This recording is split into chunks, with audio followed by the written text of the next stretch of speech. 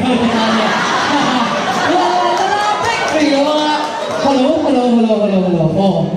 Thế thì là đều là rất là suy về riêng sao gì là thế suy là cho nó vượt tiêu nếu như tôi có vậy học thuộc các bạn cái bạn thì cái thao phát lộ cái học chậm để bạn nên cái làm anh là phát liền nó hệ tiền dịch chủ bệnh thế là mà sẽ có phim về bây giờ lấy ra cái ai sang cái này gì nữa cho cảm ơn mà sắp tới là như vậy là hết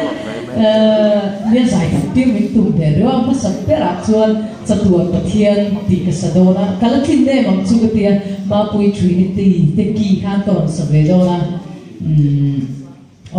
play thế cái sắp về phát anh